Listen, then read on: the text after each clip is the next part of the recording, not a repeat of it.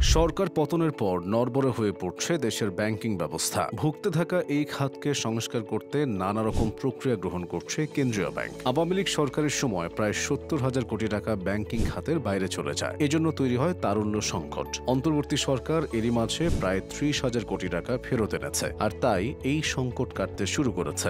গত দেড় দশকে টাকা পাচারের স্বর্গরাজ্য ছিল বাংলাদেশ। স্বচ্ছতা, জবাবদিহিতা, সুশাসনের অভাব আর প্রাতিষ্ঠানিক দুর্নীতির প্রশ্রয়ে এদেশের টাকা খুব সহজেই পাচার হয়েছে ভিন দেশে। বিভিন্ন তথ্য উপাত্ত বলছে এ সময়ে প্রায় ১৭.৫ লাখ কোটি টাকা পাচার হয়েছে। সরকারের অন্তত ৭টি নজরদারি সংস্থা থাকার পরও সবার নাকের ডগায় এই বিপুল অঙ্কের টাকা চলে গেছে বিদেশে। বাংলাদেশ থেকে অর্থ পাচারের জনপ্রিয় গন্তব্য ছিল সুইজারল্যান্ড, যুক্তরাজ্য, যুক্তরাষ্ট্র, মালয়েশিয়া, কানাডা সহ কর স্বর্গখ্যাত কিছু দ্বীপরাষ্ট্র। তবে গত কয়েক বছরে অর্থ পাচারের গন্তব্য বদলে গেছে। বর্তমানে সংযুক্ত আরব আমিরাতের দুবাই সহ মধ্যপ্রাচ্য, দক্ষিণ পূর্ব এশিয়া বা পূর্ব ইউরোপের দেশগুলো অর্থের নিরাপদ গন্তব্য হয়ে উঠেছে। তবে এই অর্থ পাচারের মূল কারণ কি ছিল? মূলত দুর্বল শাসন ব্যবস্থা, নজরদারি সংস্থাগুলোর সমন্বয়হীনতা এবং রাজনৈতিক সদিচ্ছার অভাব সহ অন্তত ১ ডজন কারণে টাকা পাচারের কেন্দ্রে পরিণত হয়েছে বাংলাদেশ। আসার কথা হচ্ছে অন্তর্বর্তী সরকার এরই মাঝে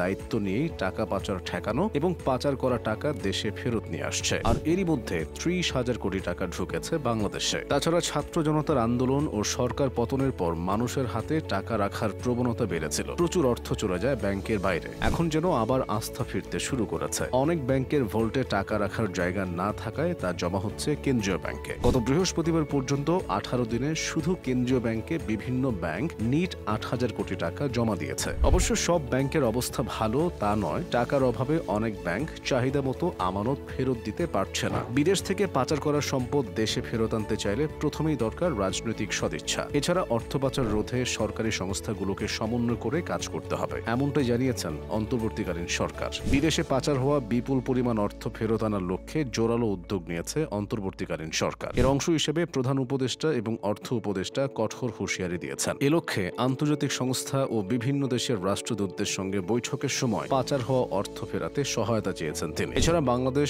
আর্থিক গোয়েন্দা ইউনিট তথা বিএফআইইউ বিভিন্ন ব্যক্তি ও প্রতিষ্ঠানের নামে অর্থ সম্পদ সম্পর্কে জানতে বিভিন্ন দেশে চিঠি দেওয়া শুরু করেছে। প্রধান উপদেষ্টা ডক্টর মোহাম্মদ ইউনূস বিবৃতি দিয়ে হাসিনা সরকারের অন্তত ১ লাখ কোটি টাকা ফিরিয়ে আনবেন বলে জানিয়েছেন। ভেতরে ভেতরে অনেক ব্যাংক দেউলিয়া হলেও কোনো ব্যাংক যাতে শেষ পর্যন্ত দেউলিয়া না হয়, সেগুলো যাতে ঘুরে দাঁড়াতে পারে সে লক্ষ্যে বাংলাদেশ ব্যাংক কাজ করে যাচ্ছে বলে দেশের মানুষকে আশ্বস্ত করেছেন গভর্নর আহসান এইচ মনসুর। তিনি আরও জানান ৭০,০০০ কোটি টাকা ব্যাংক খাতের বাইরে ছিল, আর তাই সংকট দেখা দিয়েছিল। বর্তমানে ৩০,০০০ কোটি টাকা ফেরত এসেছে, আর এতে পরিস্থিতি কিছুটা উন্নতি হয়েছে। ফলে টাকা উত্তোলনের যে সীমা ছিল তা তুলে দেওয়া হয়েছে। তবে যে ১০ ব্যাংকের সমস্যা রয়েছে তাদের গ্রাহকদের আরও কিছুদিন ধৈর্য ধরার আহ্বান জানিয়েছেন তিনি। পাচারকৃত সমস্ত অর্থ এদেশে ফেরত এনে ব্যাংকিং ব্যবস্থাকে আরও শক্তিশালী করা হবে, এমনটাই প্রত্যাশা সবার।